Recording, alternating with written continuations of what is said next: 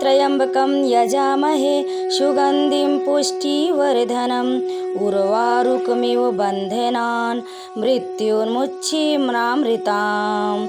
ओम नमः शिवाय। हर हर महादेव। आप सभी भक्तों को श्रावण माह के चौथे सोमवार की हार्दिक शुभकामनाएं।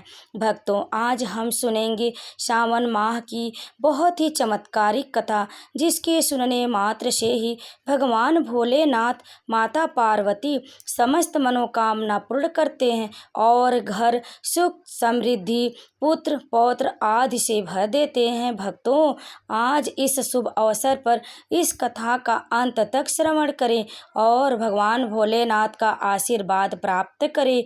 तो कमेंट में हर हर महादेव लिखें और इस कथा का श्रवण अंत तक करें और हमारे चैनल को सब्सक्राइब जरूर कर लें।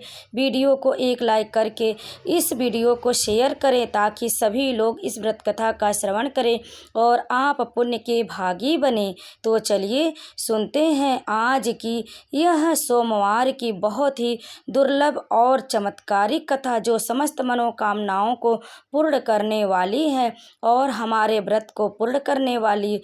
तो इस कथा का श्रवण आप सभी अवश्य करें ताकि आप सभी को हर सोमवार के सावन माह के सोमवार की व्रत कथा का सुनने का संपूर्ण फल प्राप्त हो जाए। तो प्रेम से बोलिए भगवान भोलेनाथ और माता पार्वती की जय। एक नगर में एक धनी व्यापारी रहता था। उसके पास धन संपत्ति की कोई कमी नहीं थी, लेकिन संतान न होने के कारण वह और उसकी पत्नी बहुत दुखी रहते थे। संतान प्राप्ति की कामना से वह साहूकार हर सोमवार को श्रद्धा पूर्वक भगवान शिव की पूजा करता और शाम को शिव मंदिर में जाकर दीप जलाता था। सालों तक उसकी यही भक्ति चलती रही। उसकी निष्ठा देखकर माता पार्वती ने भगवान शिव से कहा, प्रभु, यह भक्त वर्षों से आपकी आराधना कर रहा है, फिर भी आप इसे संतान का सुख क्यों नहीं दे रहे? भगवान शिव ने उत्तर दिया कि इस भक्त की पूर्व जन्म के कर्म ऐसे हैं कि इसके भाग में संतान सुख नहीं है। जो प्राणी जैसा कर्म करते हैं उन्हें वैसे ही फल की प्राप्ति होती है। शिव जी द्वारा समझाने के बावजूद माँ पार्वती नहीं मानी और उस व्यापारी की मनोकामना पूर्ति हेतु वे शिव जी से बार बार अनुरोध करती रहीं। अंततः माता की आग्रह को देखकर भगवान भोलेनाथ को उस व्यापारी को पुत्र प्राप्ति का वरदान देना पड़ा। वरदान देने के पश्चात भोलेनाथ माँ पार्वती से बोले, आपकी आग्रह पर मैंने पुत्र प्राप्ति का वरदान तो दे दिया, परंतु इसका यह पुत्र 16 वर्ष से अधिक समय तक जीवित नहीं रहेगा। उसी रात भगवान शिव उस व्यापारी के स्वप्न में आए और उसे पुत्र प्राप्ति का वरदान दिया और उसके पुत्र की 16 वर्ष तक जीवित रहने की भी बात बताई। भगवान के वरदान से व्यापारी को खुशी तो हुई, लेकिन पुत्र की अल्पायु की चिंता ने उस खुशी को नष्ट कर दिया। व्यापारी पहले की तरह सोमवार के दिन भगवान शिव का विधिवत व्रत करता रहा। कुछ महीनों के बाद उसके घर एक अति सुंदर बालक ने जन्म ली और घर में खुशियां ही खुशियां भर गई। बहुत धूमधाम से पुत्र जन्म का समारोह मनाया गया, परंतु व्यापारी को पुत्र जन्म की अधिक खुशी नहीं थी, क्योंकि उसे पुत्र की अल्प आयु के रहस्य का पता था। जब पुत्र 12 वर्ष का हुआ तो व्यापारी ने उसके मामा के साथ पढ़ने के लिए वाराणसी भेज दिया। लड़का अपने मामा के साथ शिक्षा प्राप्ति हेतु चल दिया। रास्ते में जहाँ भी मामा भांजे विश्राम करते वहीं यज्ञ करते और ब्राह्मणों को भोजन कराते। लंबी यात्रा के बाद मामा भांजे एक नगर में पहुंचे। उस दिन नगर के राजा की कन्या का विवाह था, जिस कारण पूरे नगर को सजाया गया था। निश्चित समय पर बारात आ गई, लेकिन वर का पिता अपने बेटे के एक आंख से काने होने के कारण बहुत चिंतित था।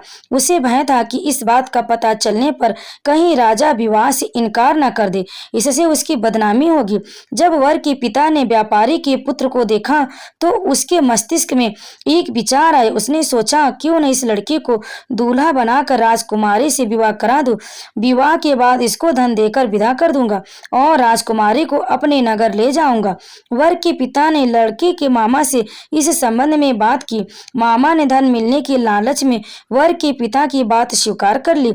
लड़के को दूल्हे का वस्त्र पहनाकर राजकुमारी से विवाह करा दिया गया। राजा ने बहुत सारा धन देकर राजकुमारी को विदा किया। शादी के बाद लड़का जब राजकुमारी से के साथ लौट रहा था तो वह सच छिपा न सका और उसने राजकुमारी के ओढ़ने पर लिख दिया, राजकुमारी तुम्हारा विवाह मेरे साथ हुआ था। मैं तो वाराणसी पढ़ने के लिए जा रहा हूँ और अब तुम्हें जिस नवयुवक की पत्नी बनना पड़ेगा वह कान्हा है।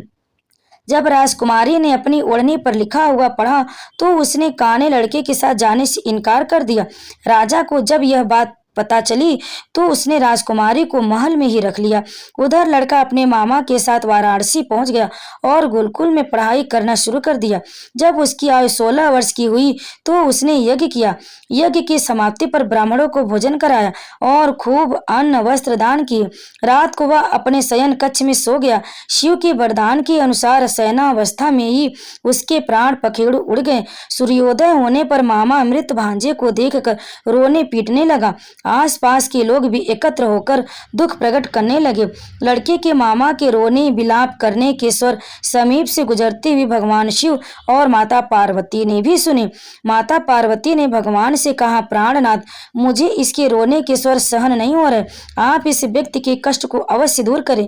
भगवान शिव ने माता पार्वती के साथ अदृश्य रूप में समीप जाकर देखा तो भोलेनाथ माता पार्वती से बोले, यह तो वही व्यापारी का पुत्र है जिसे मैंने 16 वर्ष की आयु का वरदान दिया था।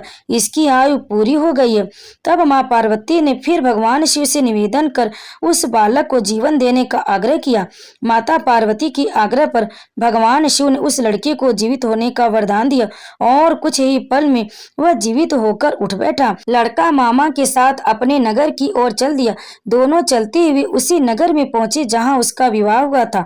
उस नगर में भी यज्ञ का आयोजन किया। समीप से गुजरते हुए नगर के राजा ने यज्ञ का आयोजन देखा और उसने तुरंत ही लड़की और उसके मामा को पहचान लिया।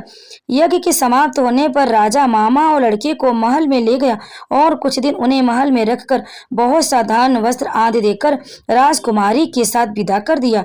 इधर भूखे प्यासे रहकर व्यापारी और उसकी पत्नी बेटे की प्रतीक्षा कर रहे थे। उन्होंने प्रतिज्ञा कर रखी थी कि यदि उन्हें उनके बेटे की मृत्यु का समाचार मिला तो वे दोनों अपने प्राण त्याग देंगे। परंतु जैसे ही उसने बेटे के जीवित वापस लौटने का समाचार सुना तो वह बहुत प्रसन्न हुए। वह अपनी पत्नी और मित्रों के साथ नगर के द्वार पर पहुंचा।